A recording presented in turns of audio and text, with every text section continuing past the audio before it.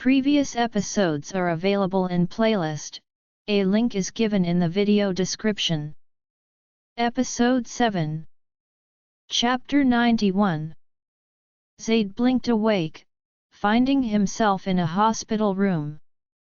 The blinds were closed, and the lights were off, but the light from the hallway that flooded through the creases of the door and the sunlight that reflected even through the thin, white curtain set to block it dimly illuminated the room enough for him to see.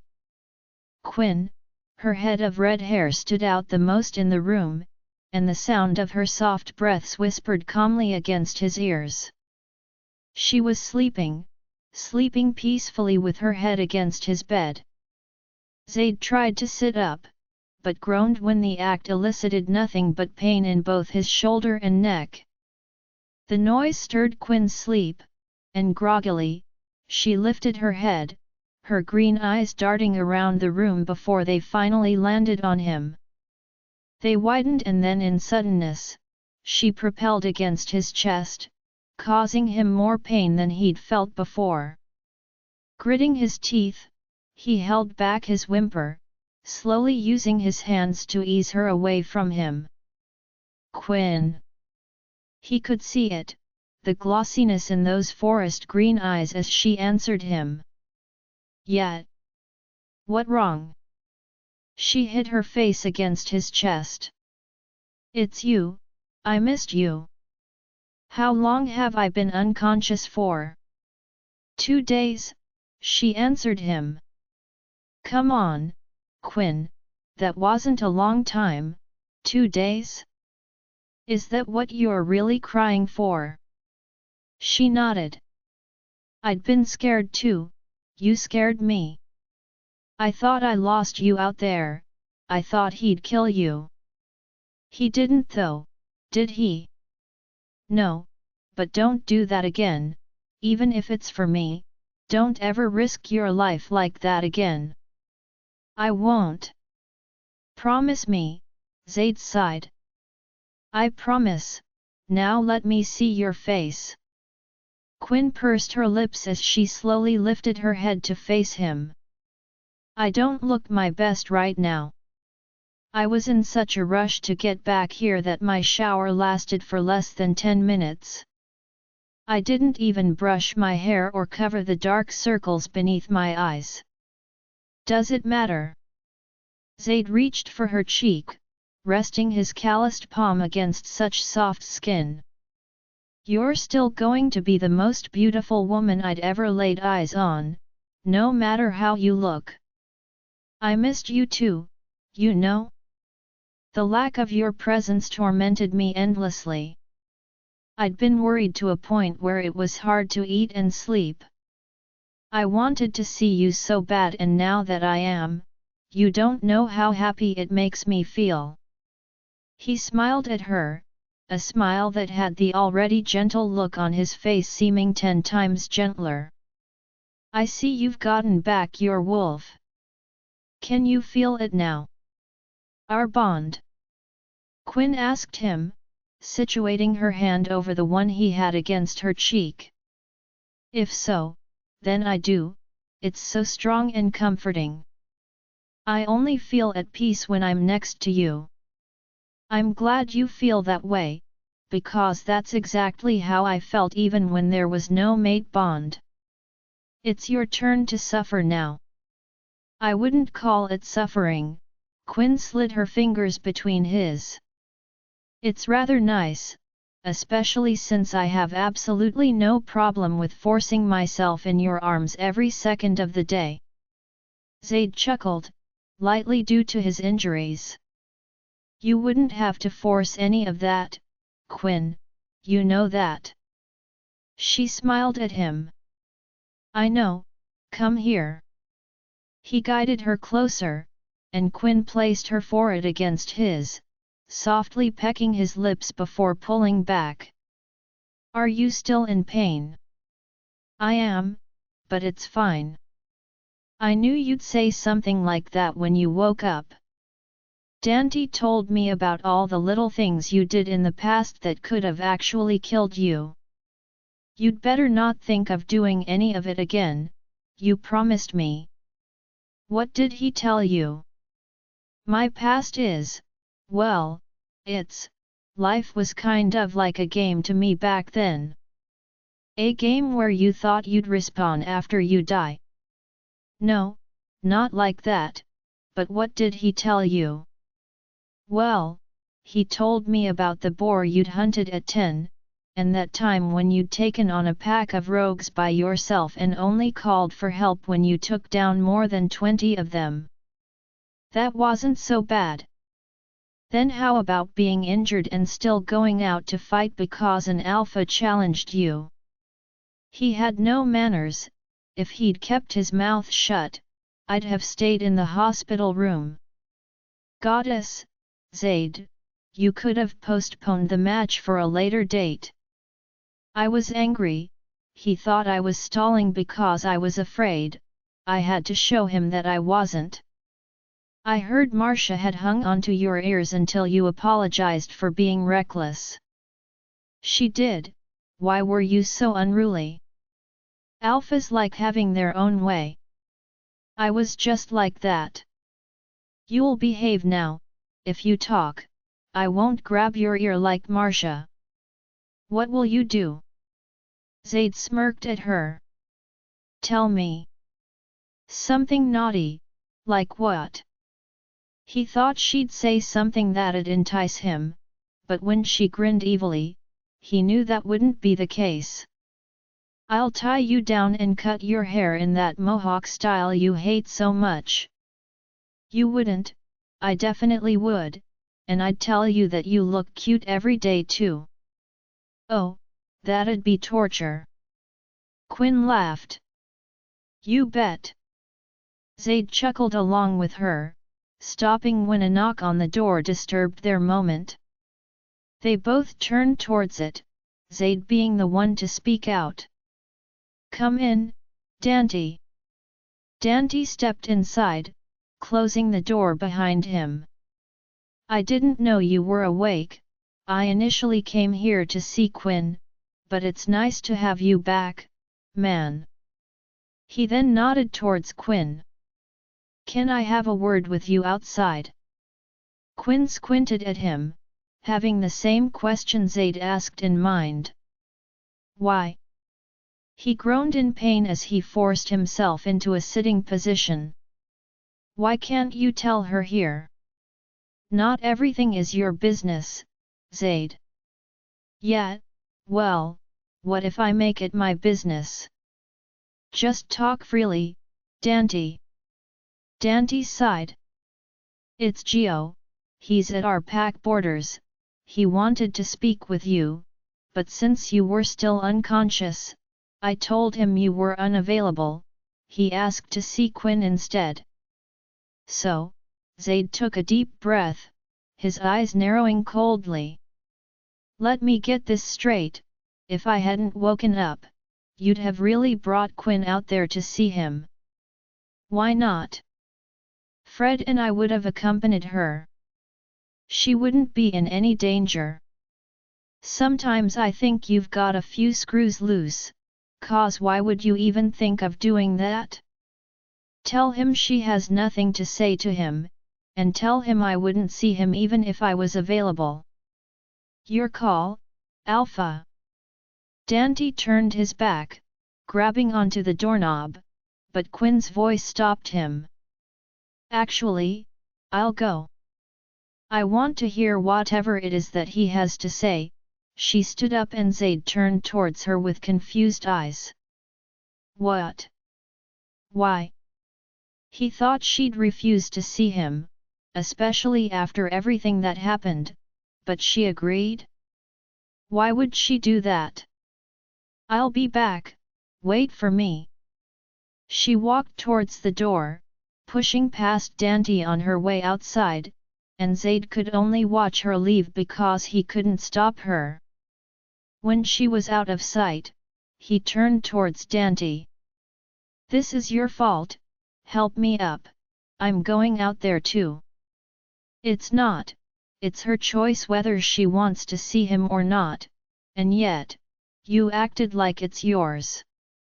He walked over to the bed, helping Zade to his feet. She probably wants to know how her old pack's doing, she'd lived there all her life. Shut up, who'd want to know how that pack of betrayers are doing? She couldn't possibly care about them. Is it that she wants to see that fool again? I'll kill him if he so much as touches her hair. Not in your condition, you're not even fit to step out of bed. Just hurry up. Zade hugged around Dante's shoulder as he led him out the door on his trail behind Quinn. They got to the borders merely minutes after Quinn did, and Zade stood back as Quinn approached Geo, who stood by the pack borders, alone it seemed. What do you want? She asked him. He looked at Zade and then at her. First of all, Quinn, I'm sorry. I never meant for anything bad to happen to you. Everything I did was because I'd been blinded by anger and jealousy. I didn't want him to have you, not when I wanted you for myself, so I did what I could. I asked Delilah for a way to make you stay, I threatened to abandon her if you left. I was desperate. I knew for a fact that I'd live miserably without you. She said her mother had a plan, and that regardless of what happened, I couldn't harm her mother. I agreed upon confirming the plan didn't involve killing you. Why are you telling me this? It's just, I'm sorry you had to suffer because of my stupidity, but Quinn, I need your help. The pack is in bankruptcy, no food, no money, and furthermore, the heir to my pack has been taken. If you help me this once, I will never bother you again. I don't care how much I want you, I'll suffer through it all. It's not like I deserve you anyway. When Quinn stood quietly just looking at him, Zade was going to intervene, but she spoke up before he could. I told you from the beginning, Giovanni, I'd make you regret rejecting me. Now that you do, why should I care about you and your pack? I didn't come out here to listen to you vent and whine, I came here to tell you that I've got a new family now, and you and your pack members are not a part of it. I didn't abandon you, you people abandoned me, and now when you want something or rather somebody to use, you come here seeking me out.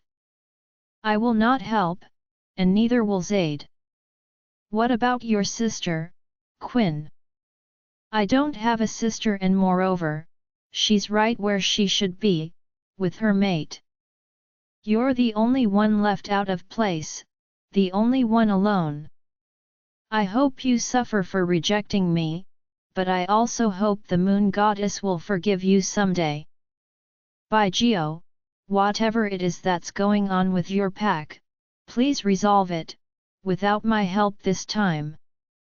She pivoted on her heels and walked away from the pack borders, glancing towards Zade. I'm done now. Yes. Zade jumped as though he'd just escaped a trance, watching helplessly as she modeled right past him. That was, kinda hot. I really thought you'd say unexpected, Dante retorted. It was unexpected too, all right, Quinn's gone, but what about him? Zade looked back at retreating Quinn and then at Geo. Let him be, I want to speak to him about something important. He approached the borders, stopping in front of Geo. So how does it feel to be the unfortunate ex? He chuckled bitterly. I bet it hurts, anyways, let's talk business. I passed out after the battle and didn't get to hammer my teeth into her father's neck. Where is he? Is he probably hiding out on your pack lands or is he still hiding behind Jake? Quinn sat on the hospital bed, waiting for Zade to return. Her encounter with Geo made her feel as emotional as she thought it would, angry, sad, and angry again. Every single member of that pack was a hypocrite. Circumstances were what revealed their true self. They turned on her the moment she became vulnerable. They'd only been on her side when she could help them, and recently, she found that Derek was the same. She thought he was different, even though he'd lied to her for her entire life, she still thought she could trust him as a father. He said he'd always be on her side, and even he betrayed her. But then again, if Gio betrayed her, then anybody else could. She didn't care about it anymore.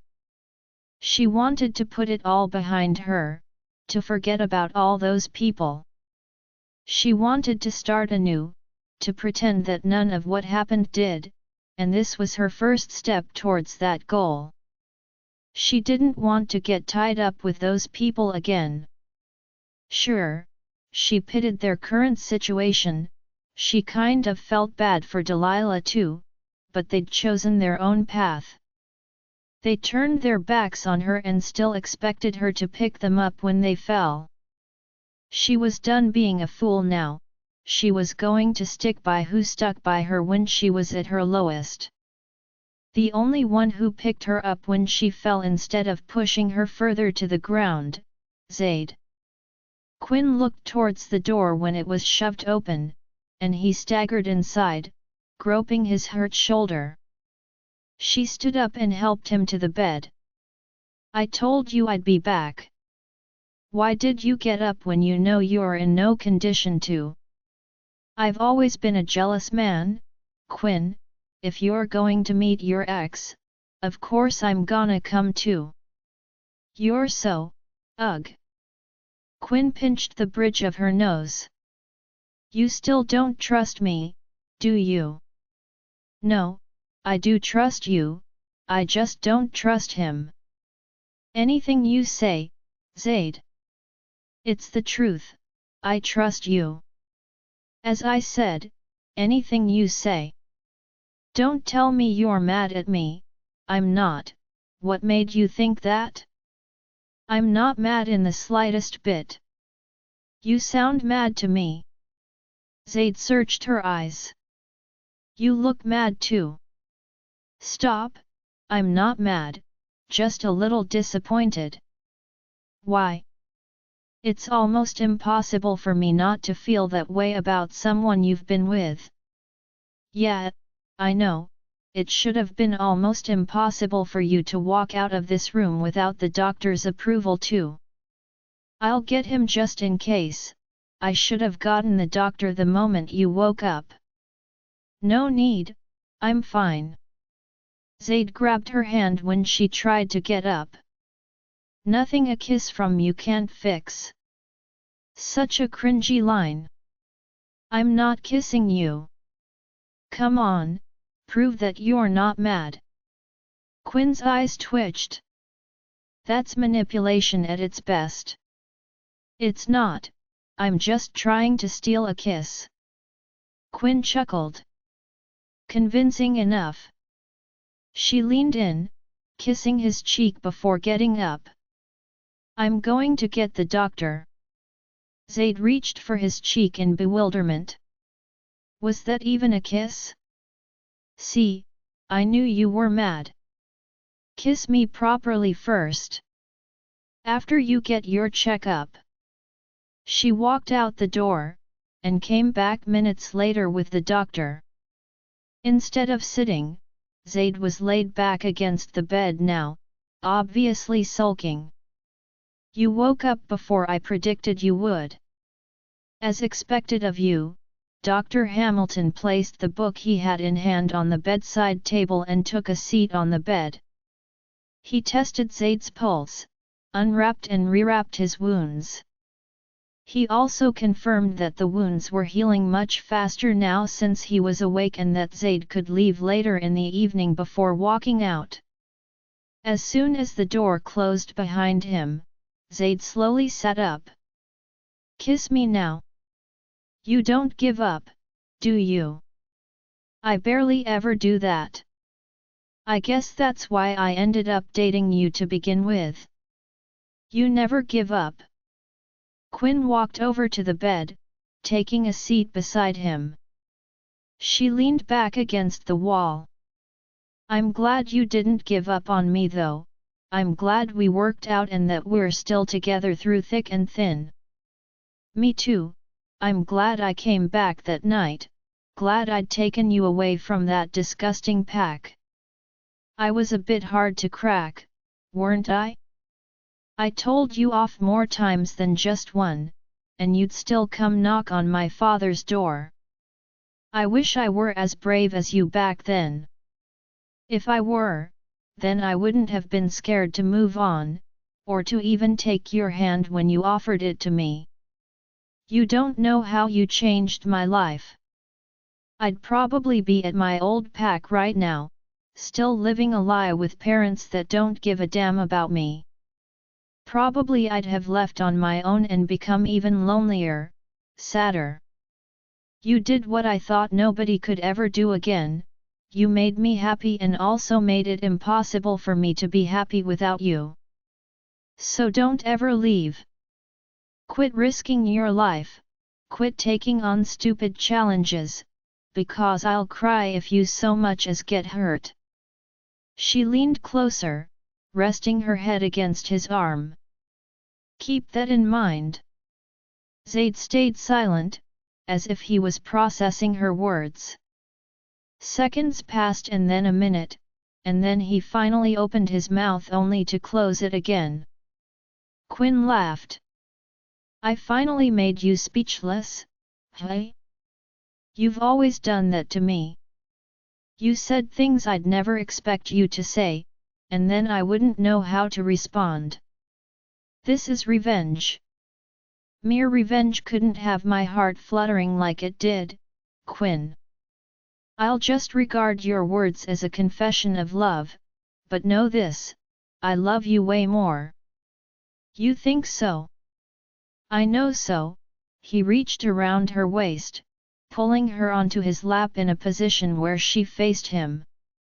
You know that too, I wouldn't let you go even if it was the only way to save the world. Quinn gripped the sheets ruffled beneath her legs. Me neither, happy to hear, he leaned towards her. I'm taking that kiss you neglected to give me.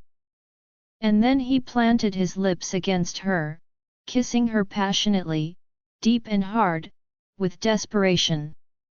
His tongue slid greedily along the line between her lips, and Quinn opened her mouth, giving him way to wholly devour her. His tongue slipped into her mouth, warm and soft, searching it, and when his hand slid from her waist and down to her ass, Quinn quickly pulled back. You can't, you're injured, Zade. All you have to do is stay on top, I promise I won't even move. Quinn tried contemplating it, but before she could, Zade took her lips between his again, kissing her urgently. Quinn moaned, she could feel the hardness that she was seated on, smell as his scent deepened, turning into a mesmerizing aroma that induced desire within her. But she could also hear and smell his family's approach, and she was sure he could too. They were coming here, she couldn't let them see her like this. Quinn pushed at his chest, breaking this kiss once again. She tried scooting off his lap, but he held her still. Zade, you, let go, you shameless jerk.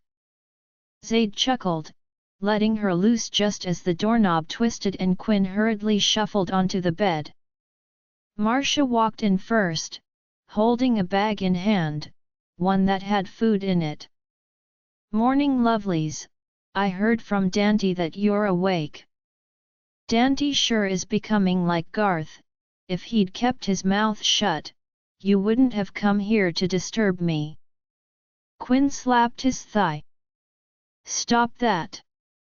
She then turned to Marcia and smiled, waving at Nicholas and Isabella that stood behind her. Morning. Are you all right, sweetheart? I'm fine. Good to hear. Instead of going to the canteen, I cooked up some breakfast this morning. It's been so long since I've cooked you guys something. Dante and Frederick are on their way. Of course they are always present when you decide to cook. Can you blame them? My hands are blessed, Quinn will probably like it too. I'm sure I will. What did you cook? Marcia grinned as she approached Quinn, seeming almost too enthusiastic. I cooked up some. Zade had been annoyed when everyone crowded his room, eating from the 2 casserole dishes Marcia brought. They were situated in the middle of the bed, both containing different contents. It was nothing special as Marcia said. She did something simple, and yet it tasted extraordinary. She made some tacos. The homemade tortillas were in one dish and the minced meat topped with shredded cheese was in the other. It seemed she made enough for everybody, and Dante had taken a plate with him, dishing out enough to serve 2 people for himself. He'd then taken a seat on the bedside table and started eating before everybody else. Marcia had laughed and told the others to dig in. Now there was barely anything in both dishes. Dante had come for a 3rd serving and Zade was just, well, he kept telling everyone except Quinn to leave. He seemed annoyed, yet he ate along with them. There was barely space to sit. The one small hospital bed occupied 6 persons all at once. But it was nice. The conversations and the laughs made Quinn feel at ease. It was something she never experienced around a table with her old family, much less on a hospital bed. The table had always been silent and filled with tension. Delilah and Derek had tried to create conversation, but it made no sense, since Catherine wouldn't get involved if Quinn was. Now though, everyone was united. There was no malice or tension. Was this what a real and happy family looked like? Quinn folded her 4th tortilla around the filling inside, taking 3 bites out of it before it was gone. No, Marcia, what did you put in this? What meat did you even use? Dante asked out of the blue. Language, Isabella is here too and it's deer meat, and what did you put in it? Just seasoning, washed, chopped and seasoned it last night, then put it back in the fridge until this morning. Every time you cook, I hate the chef back at the canteen even more. I don't even want to eat there anymore. You'd better, or ask Rachel to cook for you. And you think she will? That Jezebel would prefer it if I starved. You know that's not true, you're the one always provoking her. That's a lie, it's true. Dante glared over at Frederick, who shrugged as he stood up. What? It's true. He turned to Marcia. Thanks for the food, I have a call to make. As soon as he walked out, Marcia started to whisper. He's probably going to call Lila. Those lovebirds, it must be a torture to be so far from each other. Who's Lila? Quinn curiously asked. His mate, she isn't here right now. She left a year back to study for business. She'll be taking over her father's company. In about another year or 2, she'll be in charge of financially supporting the pack. Frederick should have gone too, he wanted to, but he has a job here to do, he's the Gamma. Quinn's lips pouted subconsciously. It must be hard, is that why he's always on his phone? Yeah, quit pitying him, and making me look bad. Zade intervened. I told him to go, he chose to stay. The pack would have been fine without him, I'll talk to him later, I'll give a month off, he can use it to go see her. Then will I get a month off too? Zade glared over at Dante. No, you deserve to work until you die. Why? His eyes became beady, he looked almost pitiful. Because Rachel told me so. Come on, she didn't mean it, she was kidding. No, she did mean it, she came to my office just to tell me to give you extra work. I don't know what you did, but it must have been bad. I don't understand you people, your relationship is so toxic that I want to break you guys apart. Don't, we could die without each other. Yeah right, either way, it's time for you guys to leave. Quinn and I need more privacy, we were having a personal conversation. That can wait, Marcia flipped him off, packing her dishes and spoons back in the bag and shoving it to Nicholas. Quinn and I have something to do. She promised to go for a run with me yesterday, right, Quinn? Quinn looked over at Zade before nodding slowly. I did. Zade's eyes narrowed. Goddess, Quinn, don't tell me you're going to leave your sick mate and go out for a run with his annoying mother. I promised. She stood up, even though his eyes told her not to. It won't take long, I'll be back before you know it. The doctor said you're fine and if there's a problem, you can just mind link me. There is a problem, he grabbed his chest, groaning lowly. It feels like it's bleeding again. Your chest isn't injured, Zade. It's your neck, and your shoulder. Dante told him while laughing. Ah yes. He quickly moved his hand from his chest to his shoulder. It really is bleeding, Quinn. Please stay. Quinn rolled her eyes. You didn't even try to make it sound believable. I'll be back soon, I promise. Zade sighed, gesturing to the door. At least allow her a minute to tell me bye, wait for her outside. Nicholas chuckled, standing up. He really wants to get rid of us this time. He'd been trying to get rid of us ever since we came in, Isabella whined. You should have been happy we visited you after you almost killed yourself for real. I might have told you come back dead a lot of times, but I didn't mean it. I know, Bella.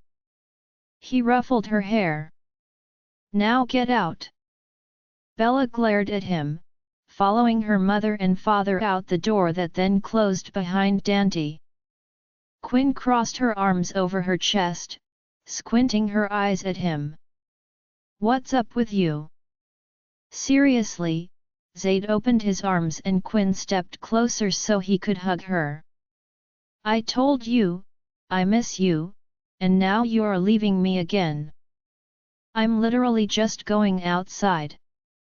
Outside where I'm not going to be. You're being so, Quinn sighed. I'll stay with you all day tomorrow. Is that a promise? Yeah. I feel much better now, his arms loosened around her. You can go, but you still have to come back. I will, Quinn walked through the door, waving at him before closing it. She then walked down the hall where Marcia and Isabella stood waiting for her, and together, they walked outside. Where are we running to? The West Borders. Isabella asked. Where do you want to go, Quinn? It really doesn't matter, you pick. West it is. Quinn crouched against the paved path that led to the hospital, being the first to transform into her wolf. The transformation wasn't as painful as it had been the last time, but her joints still felt rigid, she had to put in efforts to get them to comply. Pretty, Marcia whispered in awe. Not even one speck of black or brown, just pure and beautiful silver. Her fingers ran through Quinn's fur, and Isabella mirrored her actions. I was as surprised as you when I first saw her in those woods. I was sad when I heard your wolf was gone, Quinn. After all, you'd saved me without even knowing who I was. Quinn nuzzled her small hand, gesturing towards the woods in front. It meant she was ready, and they seemed to have gotten the message. Isabella's wolf was brown with flakes of the same reddish color that aligned Zade's back, and Marcia's wolf was that reddish color mixed with white.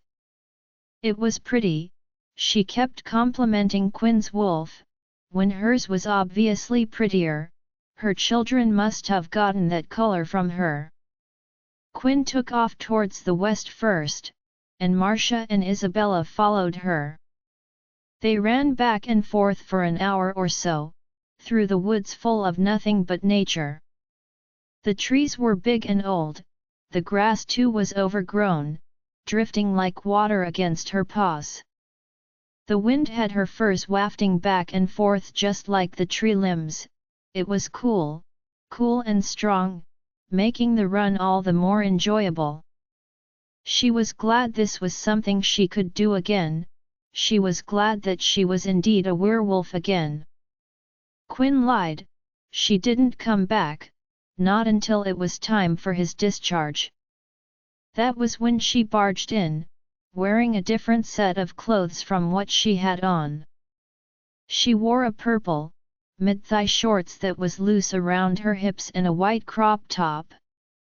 Her red hair was caught in a messy bun atop of her head and her cheeks were flustered.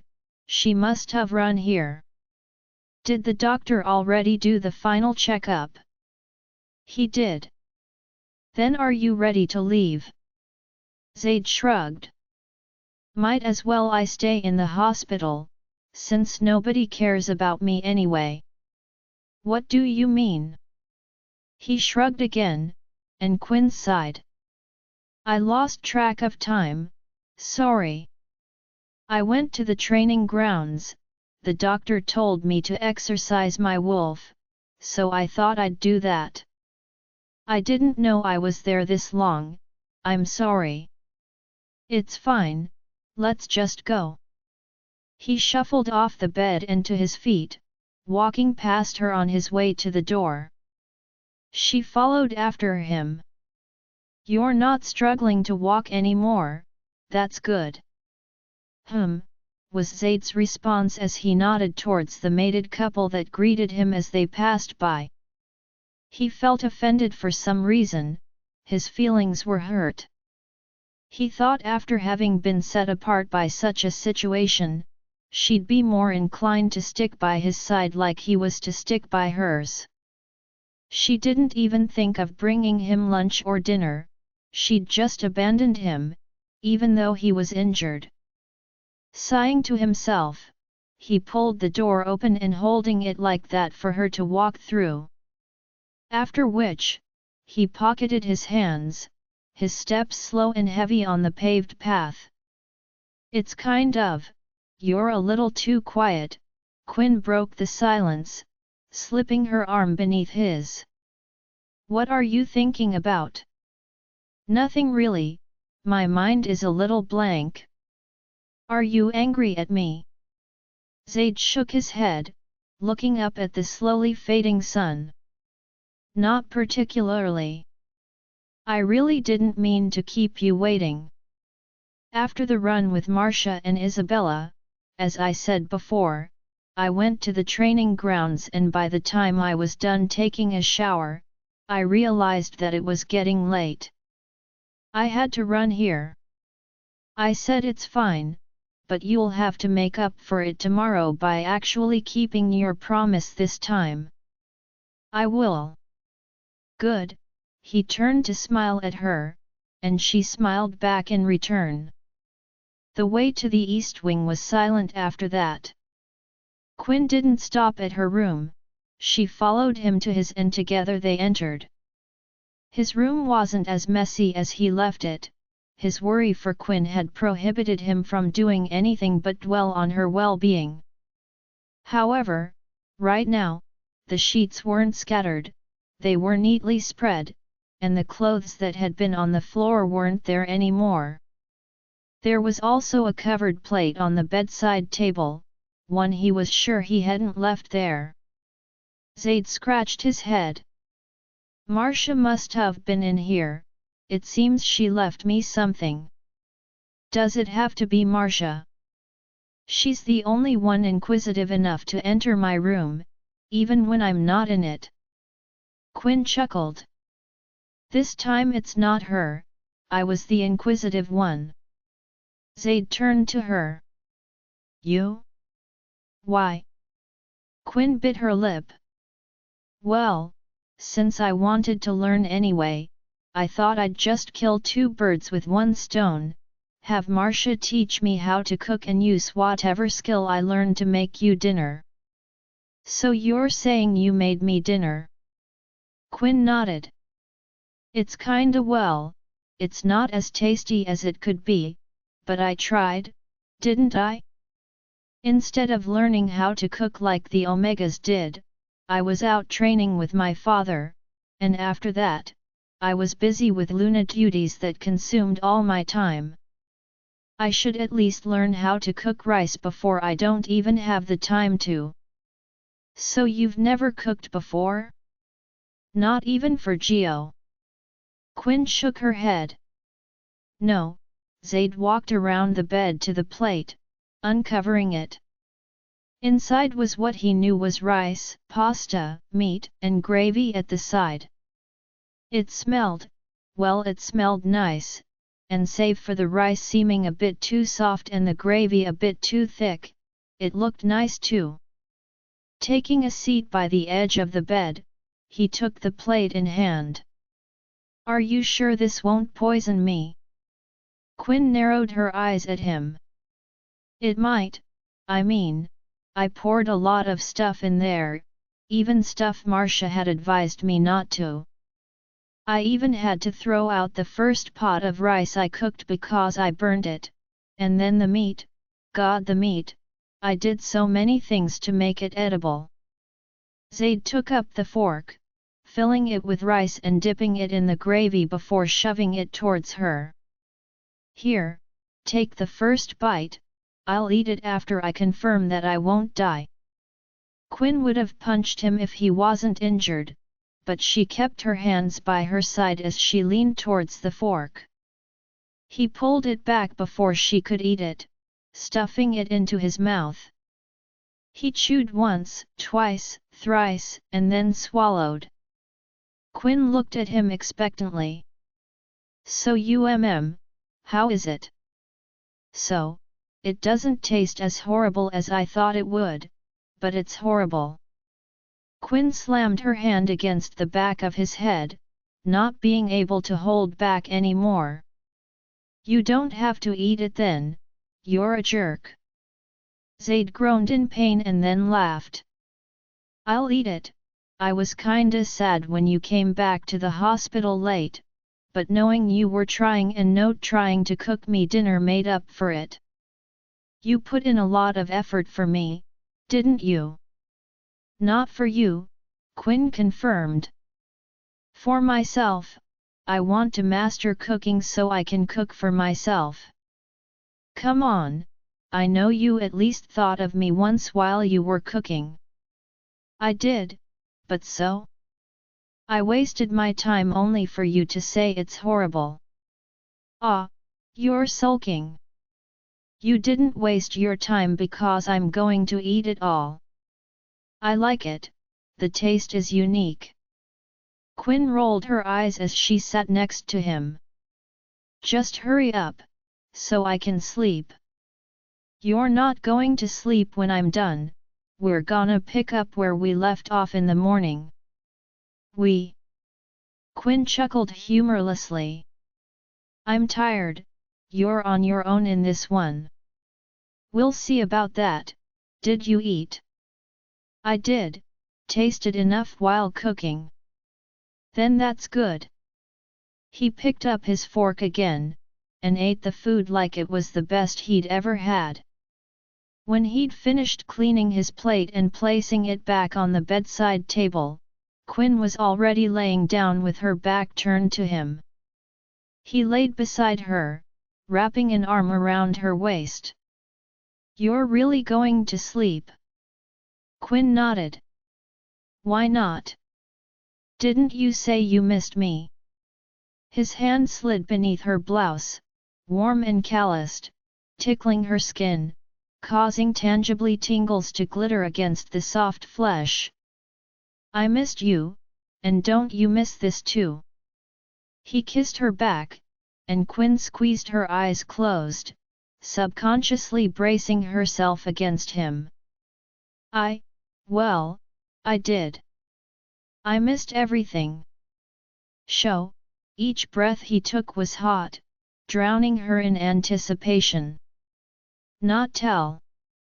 Quinn twisted to face him. "You'll be able to handle it." "It's nothing I haven't handled before, Quinn." Quinn grabbed his hand, slipping it from beneath her blouse as she sat up on the bed and then on his thighs. She then held on to the hem of her blouse, pulling it over her head. "As long as you can handle it." Her lips greedily caught his and his hands searched her body, until they were pulling at the elastic waist of her purple shorts, trying to get it off. Quinn helped him and then situated herself on his lap again, only wearing a black panty that was already wet with her desires. Zade slipped it aside, too desperate to take it off. Quinn moaned, pulling away from the kiss and burying her head against his neck. "You missed me this bad, huh? You're soaking wet, little red." A whimper left her lips as another finger slid slowly up her walls, joining the other in both pleasuring and stretching her. She didn't even know why she'd been playing hard to get when she knew she wanted this. This deep and musky scent was one she'd been wanting to drown in ever since he'd set her ablaze this morning. Sleep? She hadn't been worried about that because it was the last thing on her mind. For all he'd done for her, she wanted to do something for him. He could have been dead, and the blame would have fallen on her shoulder. It would have been tragic, mostly for her. Losing him would have meant losing herself because he was the one guiding her. Every path she took, he was the one who led her towards it, and the fact that she was still standing, still moving forward was definitely because she had him.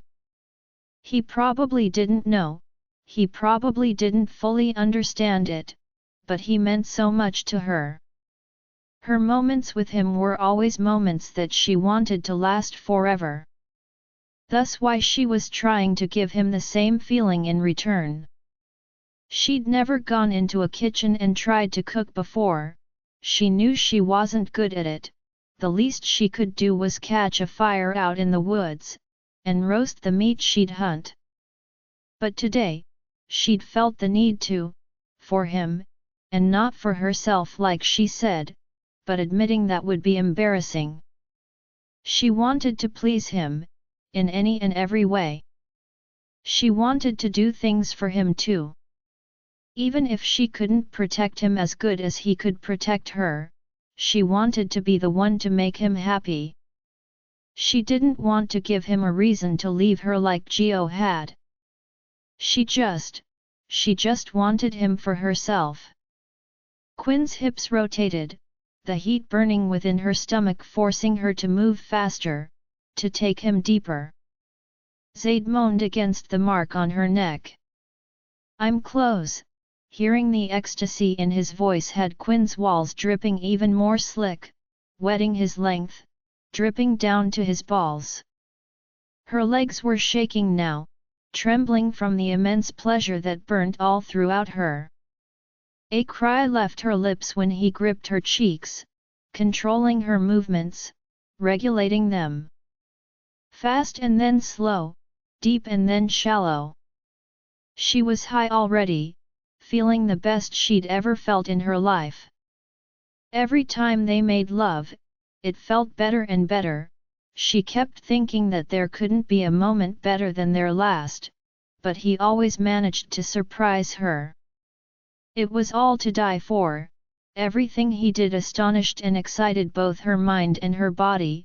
He truly was a god, one that only she could serve. Quinn's hand reached up to grab beneath his chin, lifting his face so she could see it. The pleasure in his eyes was almost tangible. She could see it, but it also felt as though she could feel it. "Does it feel good?" she breathed out. A question that he didn't even need to answer. Zade nodded, sinking his nails into the soft yet firm skin of her bum as he lifted her, slamming her back down against him. She threw her head back, the cry from her lips was silent and yet so loud. When his hands let go of her, she started to ride him herself again, him so fast, taking him so deep. His hand reached around her neck, grabbing tight and forcing her to look at him. "You're a devil," he told her. "When? When what, my little bundle of flames?" Quinn looked up at him through her blurry eyes. "When is the ceremony? When will I be able to mark you as mine too?" "Soon," he told her. "I'll make sure of it. Tomorrow night." She pulled him closer. "I want to claim you, I want to own you," Zade's chest rumbled with a growl. "Goddess, you're beautiful, your voice, your face, your body. Hearing you speak so freely, hearing you say something like that," he situated his forehead against hers. "It makes me know just how much you want me, just how much you've been holding back. You should be this honest more often, tell me how you really feel and what you really want, I'll undoubtedly give it to you." He planted his lips against hers, and then he pulled back, allowing her to catch her breath before speaking again. "Yes, Little Red, I'll make sure that the ceremony is held tomorrow night, I'll let you mark me, and then I'll allow you to claim me in any way you want." Zade ran his hand through his wet hair, looking over at Quinn who stood beside him in the shower. She was glaring, arms folded across her chest. He scoffed playfully at her. "What? You're the one who promised to spend every second, every minute and every hour of today with me." "I didn't say that, I merely said I'd spend the day with you." "Same thing," Zade shrugged. Quinn sighed, leaning against the glass walls. "That still doesn't necessarily mean you should invade my shower time." "It does," Zade stepped closer to her. "Aren't you going to wash up?" "Not until you leave." "Well then," he lifted his hand with the soapy washcloth in it and glided it over her shoulders, then down her chest, stopping where her arms were crossed. He looked up at her expectantly. "Move them," Quinn chuckled as she dropped her arms. "You're really not going to leave, are you?" Zade slid the cloth over her chest, her stomach, and then met her gaze. "No," he nestled himself even closer as he soaped her thighs. "Spread them, I'll wash myself, move." She pushed him out the way as she reached for the soap. "I thought you'd leave after we brushed our teeth, but it's my fault for leaving the door open." "Keep leaving it open," Zade shamelessly suggested, and Quinn narrowed her eyes at him. "Next time you'll be outside knocking until I'm done." Zade laughed. "You'd eventually open it, I know there's a soft spot in your heart for me." "There was, it's gone now." "How? What did I do?" "Nothing, you did nothing." It was a sarcastic remark that Zade easily picked up on. Is it because personal space doesn't exist in my vocabulary? That and the fact that you're always horny. Zade looked down at his hard-on. Ignore it, this is the only morning sickness I have, it's also because you're so beautiful. I'll ignore it all right, I didn't even look. Lies. You've looked like 5 times already, shut up. Zade chuckled at her flustered look, deciding to change the subject. You know, I'm gonna go for a line-up today, gotta look like a whole new person for the ceremony. Yeah, you look good with a fresh cut. I look good always. Not a lie, but you look better with a fresh cut. Should I line up every day then? I'm not, Quinn rolled her eyes. I'm not even going to answer that. Why not?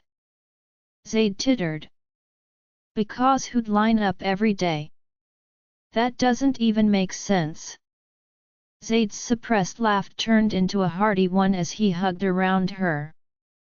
I mean, I'd do it, for you at least. You don't have to, I'd love you even if you didn't know what shaving is. Scratch the amount of hair that'd be on my head. Do you really have to go there? Well, I mean, if we're going to go down that road, why not just go all the way? I'm done talking to you, let go, so I can shower in peace. She said that, but throughout their whole time showering together, they bickered and went back and forth until they finally stepped out of the bathroom. They got dressed together and as promised, they spent the day in the same breathing space. There wasn't a dull moment, even when there was nothing to talk about, the silence and the skin contact made them comfortable. They ate from the same plate. Drank from the same cup. Watched the same crappy cartoon that came on the TV down the hall. And then ran through the same bushes that strived on the far end of his land when they needed fresh air. Zade had dragged her behind him to get his line up a little after their run, and when the day was done and the night finally feasted and devoured the light, they'd separated. The outside was filled with lights that led to the podium on the meeting grounds. The air calm, light and yet graceful, much like the music that traveled densely along with it. There was a crowd around the elevated area of the grounds, waiting for the real show to begin. Some of them were drinking, some were filling their guts with the food being served, and some were gossiping, wondering if this would go just as it did the last time. Would they have to do this a third time if it didn't go well? Or would they finally have a real Luna? Something the whole pack had been looking forward to for years. They could only hope to have someone other than their alpha to look up to, someone who could give them advice and help them strive, someone who could not only protect, but efficiently guide them. They've seen her, the woman who had once been a weak and puny human was now a beta with a scent that left a strong trail. She was different now, even from afar they'd noticed. Her eyes didn't hold the shame they did before. They were green and vibrant, just how a Luna's eyes should be. But was she the one who could lead them to a new era? It was a constant and common talk amongst the pack members, yet still nobody knew the answer. But they trusted their alpha, he'd always done what's best for the pack despite being cold and distant. He knew how to lead, and they'd follow him, even if they had the choice not to. While all of this occurred on the outside, Zade and Quinn were inside, getting ready separately. Zade was with Dante and Frederick, and Quinn was with Marcia and Rachel, who promised to help her look her best. They were both unaware of how each other would look, what they'd wear, but they were conscious of the happiness that neutrally flowed through their bond. It for one calmed the anxiousness they felt, but the anticipation was like a brick in their way. They wanted to see each other, despite spending the whole day glued together, they were dying to come face to face on the podium. Zade was the first to step foot up there, wearing a white suit which went well with his neatly slicked back hair. He stood patiently in front of the elder that'd perform the ceremony tonight, waiting for Quinn to grace the crowd with her beauty. The minutes felt like hours, torturing him, playing with his sanity, but when the crowd separated and Quinn lit up the darkness with nothing but an angelic glow, every worry he'd felt ceased to exist. He straightened himself, clasping his hands tight in front of him and clenching his jaws to suppress the smile that wanted to spread across his face. He'd tried his best, to look nonchalant, to be himself, but when she smiled at him, he couldn't help but widely smile back. She looked so beautiful. She was walking towards him with his father beside her, but he could only see her. Just her, wearing that long, pink dress that made her look so different than she normally did.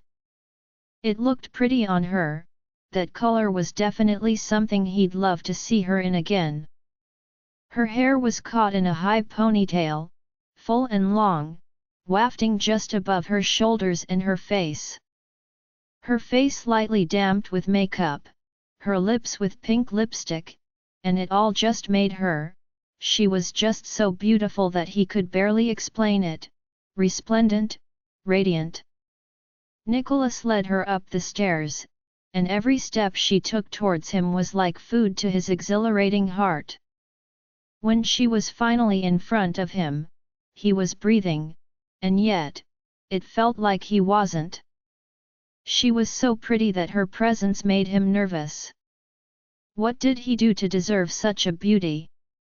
Did the goddess favor him this much to gift him such a woman to him? Did he even truly deserve her? It didn't matter if he did, she was his, and after tonight, his ownership of her would be irrevocable, she'd really be his bundle of flames forever. He wouldn't let her go, even when the world perished, and they perished along with it. Quinn wrung her hands in front of her. She was nervous. This was the second time she stood up on a podium, but this time she was giving herself entirely to a different man. She didn't feel the shame she should, instead there was this joyful feeling that flourished around her fleetly beating heart. As she looked into Zade's hazel eyes which were so different from Gio's blue ones, she felt no lugubrious, no doubt, just a growing sense of happiness that made her feel light, like a feather. She smiled, restraining the act of stepping even closer. He looked so handsome, she told him a fresh cut always looked good on him, but he'd even styled his hair in a slick back undercut that suited him perfectly. His ever so dark hazel eyes were crinkling with colorful emotions tonight, and he was smiling so brightly that it seemed blinding. His suit was tailored just for him, it was precise, etching to his skin in complete and flawless perfection. This was her first time seeing him in a full suit of white and it was shameless, but though he looked so hot, piece by piece, she wanted to strip him of it. Her hands twitched into tight fists as she looked away from him. She could feel as the blood rushed to her cheeks. Her mind was drifting too far, breaching way ahead of the night. She pursed her lips, just as the priest stepped up beside them, clearing his throat. Since the couple is finally together, let us begin. The music lowered immediately, and Quinn felt like her heart was beating in her ears. She tightened her fists, just as she heard a voice in her head, Zade's voice. Look at me, her eyes darted around the crowd before finally settling on him. He smiled towards her. Calm down, everything will be fine. Quinn nodded. I know, good, just pay attention to me. Quinn swallowed, if not before, then she wanted to drool all over him now. He thought she was panicking. She wasn't. She was just trying to control the urge to step closer, to flick the jacket off his shoulders and hold him. All right, he didn't say anything else, but his eyes stayed glued to hers, staring deep into her heart, deep past her soul. His gaze was dripping all over her, she felt like they were stripping her, touching her deepest secret, those eyes, those beautiful eyes. Today we bring Quinn Felon and Zade Novak together, forming a bond that shall bud and bloom, grow and strengthen, one that will never fail nor falter, weaken nor perish now until forever. However, before we proceed, is there anyone in the crowd that disagrees with their union? The people stayed quiet, silently giving Zade and Quinn their blessing. The priest stepped back. With I as witness as well as the members of this pack, you may carry on. The Alpha shall make the first mark and his Luna shall be last. Zade took one large step towards Quinn, and Quinn did not waver nor fall back. He grabbed the back of her head, kissing her forehead before burying his face in the crook of her neck. He took a deep breath, sucking up her scent, and then his teeth extracted, grating against her bare and soft skin. Quinn closed her eyes as they sunk in, the pain and the pleasure, she felt it all, shooting through her like stars. Her knees weakened, buckled, and she'd have fallen if his free hand hadn't grasped around her waist, serving as an anchor. Her body trembled against his, her eyes rolling back as she gripped into his white jacket, trying to pull him closer, to garner more of his warmth. His teeth slipped out of her neck, and that's when Quinn let go of the low moan she'd been holding on to. He pulled back and Quinn opened her eyes to stare up at him. This was it.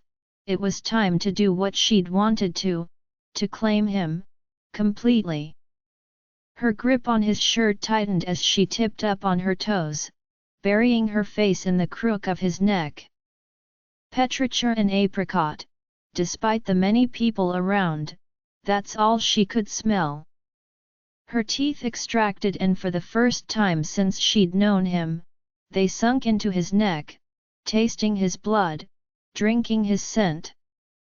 She could feel the bond like she'd never felt it before, something magnetic, powerful, and magical flowing like blood all throughout her.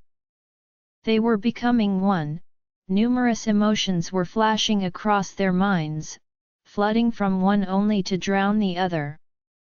Love, pure and unconditional love. Anxiousness, an urgency to draw even nearer. Excitement, joy that was uncontained. And a thriving sense of peace and satisfaction. She withdrew her teeth, but didn't pull away from him. She couldn't, his scent was tempting her, playing with her emotions, and the sudden and desperate crave that entered her was difficult to ignore. Zade didn't let go of her either, not until the priest pulled them apart. The blood that dripped down Zade's neck, he used it to paint half of a moon on Quinn's forehead, and he did the same with her blood. He then grabbed their hands, entangling them. I now pronounce you as one. This bond will not be disturbed or broken. I and the rest of the pack wish you two nothing but flourishing happiness in your ultimate step to be together. The pack will only grow under your guidance. This occurring will never be pinned as a mistake, it shall always remain valid and well grounded. All the best. That was it, the end. The crowd below roared out in joy, and Zade grinned as he pulled her against his chest. The party has just started, but we're leaving. I don't know about you, but I can't take it anymore. I want you. Quinn nestled her face into his shirt. "You too," she grumbled in response to his whispered words. "I want you too." Zade didn't wait for her to say anything more, he pulled back and grabbed her hand, leading her off the podium. His steps were rushed, he didn't even stop to thank the people who congratulated him as he passed them. The rush made her aware that he felt the same desperation she did, the strong crave to dwell in the comfort of his warmth. Her steps coordinated with his as they aced to the east wing, giving in to the desire they felt. As soon as Zade's door closed behind them, he shoved her against it, planting his lips against hers. The kiss was filled with urgency, he kissed her with an ardor that was unmatched, passion that she'd never experienced before.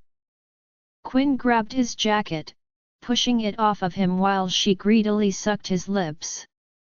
When it fell to the floor, she started unbuttoning his white shirt with hands that moved clumsily. Zade pulled away from the kiss, helping her to get rid of it, and then he kicked his white shoes off, and breathed against her lips. "Turn around, Angel." Quinn acquiesced, turning around and bracing against the door. He unzipped her dress, watching as it cascaded slowly down to her feet as soon as he shoved the sleeves off her shoulders. Beneath it, she was wearing a black lingerie two-piece set that suited her perfectly. It was made mostly of mesh material, not doing a good job at covering much of anything. More than half if not all of her was visible, she looked so hot.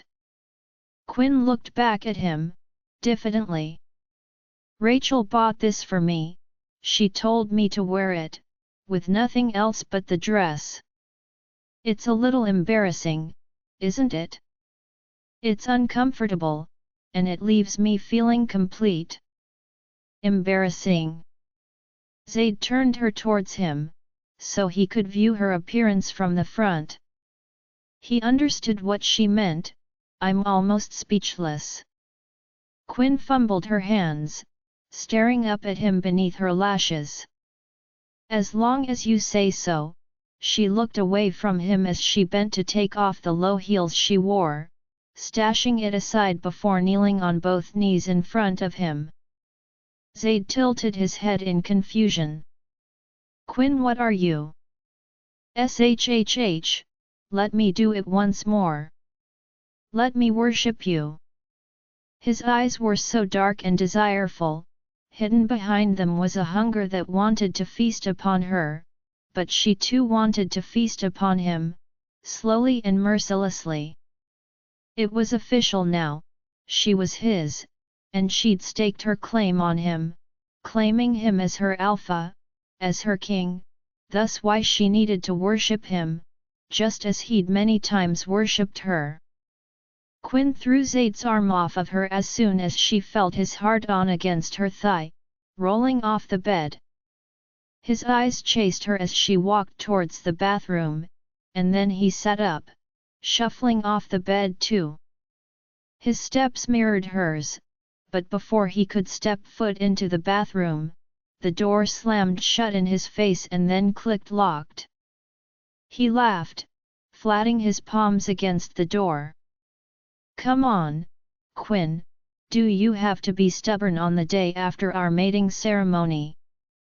Quinn clicked her tongue, she was standing right behind the door, smirking smugly. "I told you, didn't I? One of these days you'll be outside knocking until I'm done, it's today." "You're joking, aren't you? Do it tomorrow." "You'll be too prepared, I don't like that." Zade groaned. "I just want to brush my teeth, I swear." "Exactly what you said last time." "No, this time I added the I swear." Quinn rolled her eyes. "Go away, Zade." He knocked once and then twice, turning the knob in vain. "I don't want to." "Just open the door, I want to check on something. Did you just come up with a new excuse? How lovely! What do you want to check on? You, his voice deepened, becoming raspy. Aren't you the only thing important to me in there? Quinn cleared her throat, leaning back against the door. Do you think I'm a baby? You're my baby. I don't think so, that's not what I am to you. If you tell me what I want to hear, I'll open the door. Are teasing me right now? He chuckled. It's beautiful. I learned from the best, the god of teasing, and why is everything is beautiful to you? As long as it concerns you, it'll be beautiful. Likewise, Quinn confessed. But get back to the point, tell me, what am I to you? My bundle of flames. No, my angel. No, Zade. My little red. Nope, then, he paused. My mate. Close, but I've been promoted now. My Luna. He sounded so sure this time, and Quinn laughed, clicking the door unlocked. She moved away from it, so he could open it without hurting her. He did, eyes clashing with hers almost immediately. She looked away, moving to stand in front of the sink, reaching for her toothbrush. You're not wrong, but you're not completely right though. I only opened the door because you put in a little effort. Zade closed the door and walked up behind her, caging her between his arms as he held on to the rim of the sink. What's the right answer, then? Quinn turned towards him, tipping up on her toes to whisper in his ears. I'm your owner now, she tapped the mark on his neck. This is proof of it. Zade squeezed the thick surface, watching as she twisted away from him with a smirk on those flawless lips. She really did learn from the best, who else but him could have taught her to do something like this? She grabbed for the toothpaste, squeezing some on the toothbrush in her hand. Zade shifted from behind her to stand beside her. Your teasing hurts way more than mine does, not fair. His hand reached out, but instead of grabbing his toothbrush like he'd initially planned, it redirected to slam against her cheeks. She yelped out in surprise, turning to glare at him with the toothbrush in her mouth. Asshole, the word came out muffled, but he heard it. Am I going to have to suffer like this every morning to come into my own bathroom?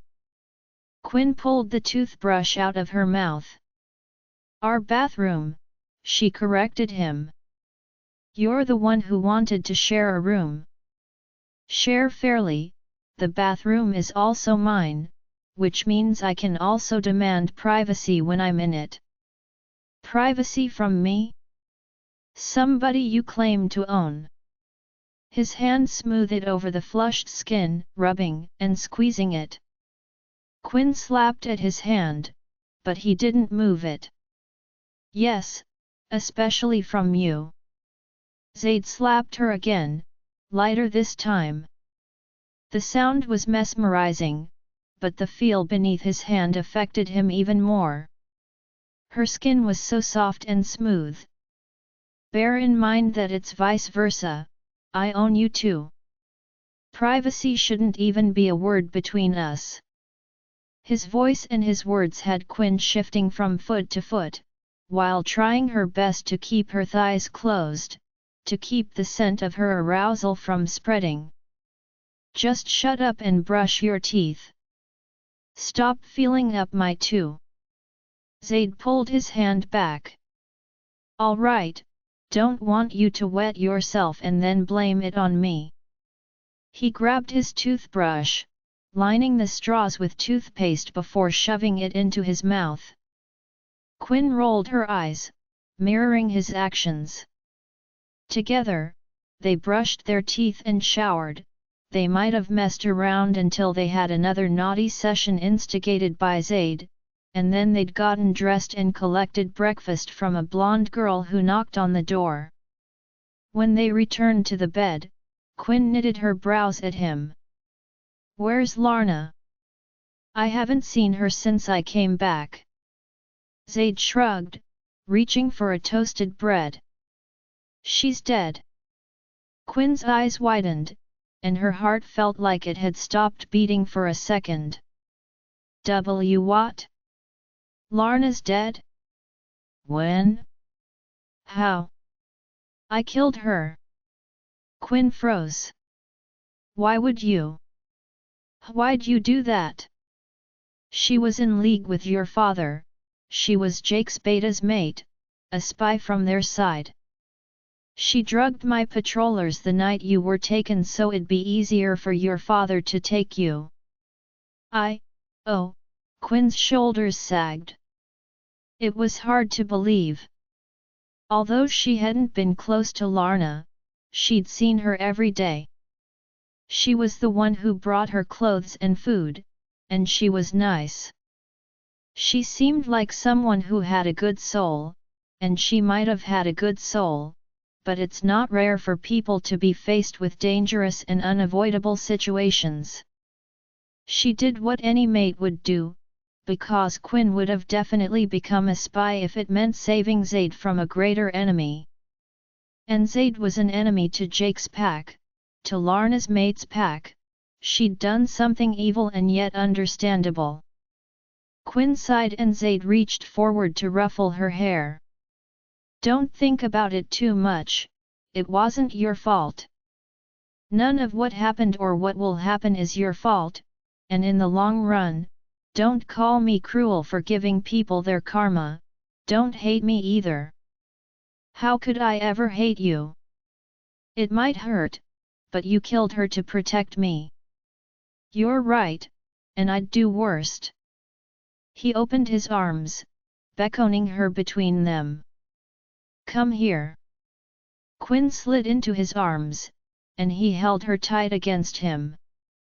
"I know you don't like hurting people, I've observed that the night we met when you let those 3 rogues get away, but there are people who actually deserve to die.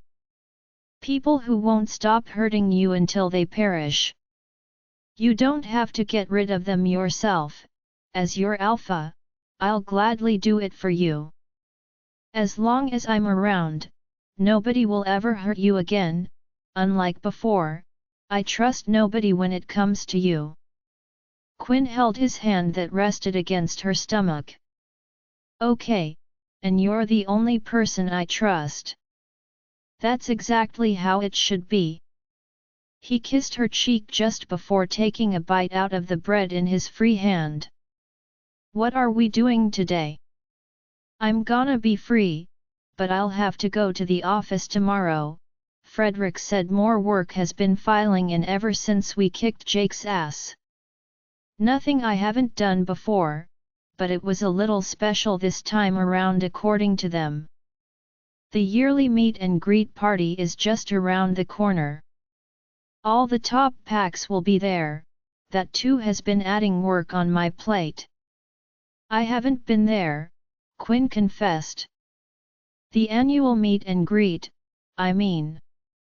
Gio's pack was never qualified to go, you turned down our applications." "So mean." Zade laughed. "I'm glad you've never gone there before, especially with him. You'll be going with me this year, you'll experience it for the first time with me. It's boring though, it's just a bunch of alphas standing around with their beta, gammas, and mates, drinking wine and then having dinner. There will be a couple of entertainers and music will also be played all throughout the night. It'll probably be better now since you'll be there." Quinn smiled. "You think so?" "I know so." She gave his hand a squeeze, biting into the bread when he brought it to her lips. "As for what we can do today, how about visiting the training grounds?" The doctor told me to exercise my wolf and check back with him within a week. Sounds fun, although you wouldn't be able to beat me up. I know that, but I will surely try. Just as I expected from this hot little bundle of flames. Quinn had overestimated herself. She could barely beat Zade's warriors on the field, much less beat him. As soon as she stood up, he'd knock her back down. It got to a point where she'd changed back into her human form just to poke her middle finger in her face. He said she was his baby, and he wasn't even trying to treat her like one. The only pity he had for her was suggesting she tried fighting one of his warriors, since she wouldn't be able to win against him. That warrior went easy on her, she knew, there were so many openings in her stance, and yet he stroked at none. He made her beat him voluntarily and Quinn hated it. That's why she went back to having Zade continuously trip her only to snicker in the mind link when she fell. Harsh, but it made her realize that she was way behind on training and that her wolf really wasn't back to its full strength yet. Maybe if she fought him in hand-to-hand combat, she'd land a few hits, but at this rate, she'd end up falling until she couldn't get up again. Narrowing her eyes at him, she sighed, flopping down against the low grass. Move, I'm done playing with you since that's what you're doing. You knew I wouldn't seriously fight you, Quinn. Your wolf is still weak. That doesn't mean you should turn me into a joke. I'm not, Zade looked around at the pack members who surrounded them on the fields, watching her fail for the 100th time. Ah, that's what you mean. Them. Yes, that's exactly what I mean, at least take me seriously in front of them. All right, I'm serious now, stand up. Quinn stood up, regaining her stance, and Zade did the same. Push your right hind leg back a little more. It improves your balance and gives you a more powerful start. Quinn did as told, and he nodded in her direction. And raise your head a little more, keep your eyes on me, every move I make could end up in you being dead. Make sure to catch on to everything I do, the movements of my feet, the flow of my body, it can give you an idea of what my next attack will be. Her head rose an inch higher, he was serious now, there wasn't an ounce of playfulness left in those hazel eyes. Be calm, not eager. If you ace to finish the fight, then you'll end up losing it. Don't get impatient, never underestimate an opponent. Underestimating somebody like you, I'd be a fool to do it. Come at me. Quinn's paws dug into the ground as she bounded towards him. He didn't move, he stood his ground until she was close enough to land an attack before effortlessly stepping out of the way. Her feet skidded against the grass as she came to a stop, quickly twisting to face him. A predictable attack, do something I won't expect, especially if you're making the first move. You're aware that I'm a stronger opponent, I can read your attacks, what can you do to still make sure you land a blow, even if it is a small one? Quinn thought about it as he circled her on the field, slowly, like a predator would its prey. Don't tell me, just do it. A growl rumbled through his chest as he finally ran at her. He was fast. The fact that his wolf was bigger than hers and most likely faster was an advantage he could always put to use. She barely managed to avoid his attack, and though she did, she wasn't quick enough to avoid the next one. His body hammered into hers with little to no restraint, shoving her back on her side against the bed of the field. Before he could leap and hover over her, she rolled to her feet, creating a considerable amount of space between them. He gave her the chance to, he might be serious, but he was still going easy on her. Quinn recited his words. I can read your attacks, what can you do to still make sure you land a blow, even if it is a small one? What could she? Quinn peeked up. If he could read her attacks, then she just had to change them when he thinks he has her all figured out. Go after his neck, but then land the attack somewhere trivial, somewhere he'd least expect it. She regained her position, blowing out a breath as she watched him wait.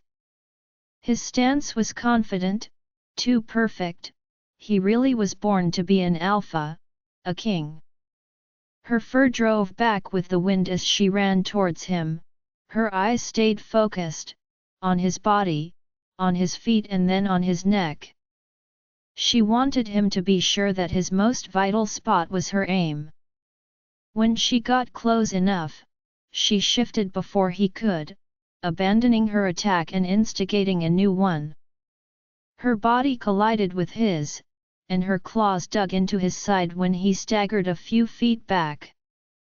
She'd wanted him to fall, so she could grasp control of this battle, but his stance had been too strong for her to knock him down. She fell back as soon as he regained his composure, creating space between them once more. She then curled her lips back, preparing to run at him again, but he beat her to it, his paws digging up the dirt and bringing him just inches away from her. She dodged, or more like she tried to, but one hit from him slammed her on her back against the grass. He settled over her, snarling victoriously. Change back. He mind-linked her. Quinn sighed, and her bones started to crack, not stopping until she was a human being beneath him. He changed back too, leaning down to kiss her forehead. You did good. The praise was the first thing to leave those luscious, red lips, and though it made Quinn feel good, she still chose to respond snarkily. Apparently not good enough. Before she could finish, the crowd that had grown even bigger around them started to clap. She'd forgotten they were there, but now that they'd revealed their presence once again, a blush crept to her freckled cheeks. She glanced around at the familiar and unfamiliar faces, and then hid her face against Zade's chest. Is the applause for you or for me? It's for you, you landed a blow, of course they'd clap. Yeah, I only landed a blow because you wanted me to, you were obviously still joking around. I wasn't, just admit it, you were. Quinn harmlessly punched at his shoulder. Get off so I can move, I'm done fighting you now. So they can all see what belongs to me? Coda is on her way with the robes. Wait, wait. You're really doing this even though it's normal to walk around, especially on a training ground where it's completely inevitable. Yeah, Quinn wiggled beneath him and then gave up when he wouldn't budge. When you said you were possessive and obsessive, I never thought it'd be this bad. She sighed. But all right, let's wait, let's do what pleases you, since it might be pleasing to me too. It didn't take long for Coda to comb the blonde hair, blue-eyed girl who'd delivered their breakfast. In fact, it took her less than a minute. It was as though Zade had requested this of her as soon as Quinn changed forms. The robes were handed to Zade, both black in color, and as soon as he got off, he threw one over her bare body. Quinn covered herself as she got up, smiling awkwardly at the pack members who still stuck around. Zade led her off the fields, and on their way back to the pack house, they met Dante. He pulled Zade aside, whispering words that only Zade could hear in his ears. You got 2 letters I believe you'd want to read for yourself. From whom? One's from Giovanni Lum and as for the other, the sender is unknown. Zade looked at Quinn who stood in her spot, waiting for him. He stepped towards her, hugging around her waist and kissing her forehead. I know I said I'd spend today with you, it's the very day after our ceremony too, but I have to go to the office and when I enter that room, I know I won't be able to come out until it gets dark. I'm sorry. Quinn gave him sad eyes, but eyes that meant that she understood. It's fine, I'll use the free time to cook you dinner with Marcia, I'll even take it to you. Thanks Quinn. She opted to walk away, but he grabbed her hand. Kiss me properly first, and I'll make sure to make it up to you later. Quinn scoffed, rolling her eyes and glancing towards Dante who did the puke face before turning away. You can do whatever you want, I won't look, I'll puke if I do, too much love makes my stomach churn. Quinn laughed as she tipped up on her toes, pecking Zade's lips before trying to pull away. He didn't let her, he grabbed the back of her head, kissing her deeply, properly before letting her go. He walked away first, waving at her. I want pasta, Marcia will know what I mean. Quinn waved back at him with a single nod and a smile. All right. Zade followed Dante back to his office, taking a seat behind his desk. He stretched his palm towards his beta, and the man placed the 2 letters inside. Zade stared down at them, deciding to open the one from Gio first, it interested him the most. He tore the envelope, pulling the paper out and unfolding it. Dear Zade Novak, as per your request, I am writing this letter. I've found him, I didn't have to drag him to the pack like I thought I would. He came here on his own 2 days ago and willingly walked into the prison. He's still here, sitting right in front of his mate's cell. He is yours to do as you please if you keep your promise. Respectfully Giovanni Lum, Silver Moon Pack. Zade smirked, folding the paper and putting it back down. It seems we'll be venturing out tomorrow. Why? I have something to do, somebody to collect. Dante's face twisted in curiosity. Who? Quinn's father, don't tell me, are you going to kill him? I have to do something, you thought I'd let him run free? Sure, he'd been nice the first few times we met, I might have trusted him too and even drank with him at night, but all that meant nothing the moment he put Quinn's life in danger. I won't kill him, it took everything in me to make that decision, but he'll live wishing he was dead. His mate too, I'll make an example out of them both. Dante nodded towards the letter from the unknown sender. I already read that one, it's confusing to me. I don't know what they're talking about, but you might. Zade pulled the letter out, staring down at the words that littered the paper. Dear Alpha King, I don't trust you, I never will, but I do need your help. I've helped you before while putting me and my people at risk. Return the favor and tie your rabid dog. He'll hunt us, I know. Our kind has stayed hidden in the dark long enough, it's time for us to step out into the light. If you help us, we'll help you. I'm the daughter of our leader, the upcoming Viper, and I'm willing to sign an alliance with your pack. I know you saw me that night, I saw the recognition in your eyes. I wasn't sure, but you seemed different from all the others that have led your kind, though I can't say what exactly is different. I retracted the poison, at least I retracted enough for it to go unnoticeable. I knew your downfall would have meant ours too. If Jake had taken your spot, my kind would be used as scapegoats. Don't make me regret choosing you. I'll meet you on the neutral lands in Mangrove Hills when the moon is out.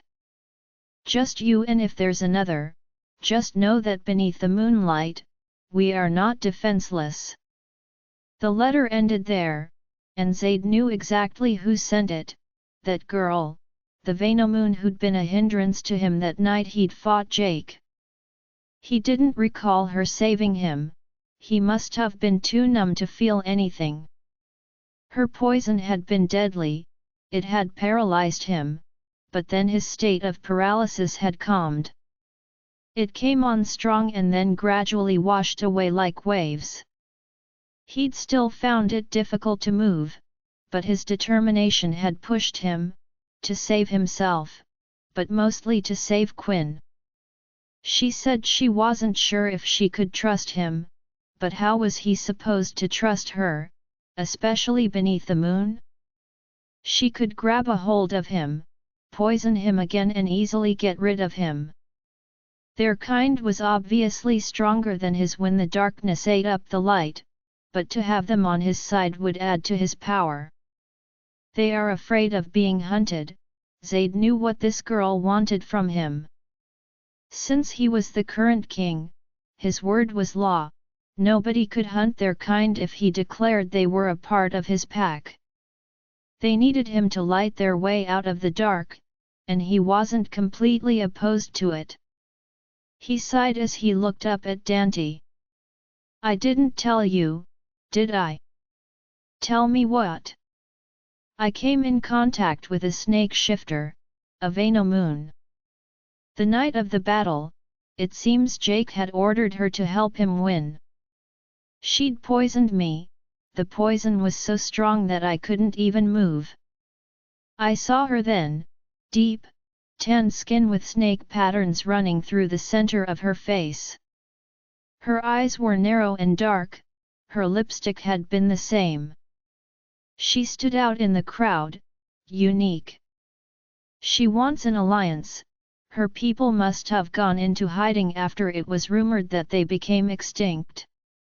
So you're telling me that they really exist, and one wants to meet you?" Zade nodded. 2 days from now, I'll be risking my life again.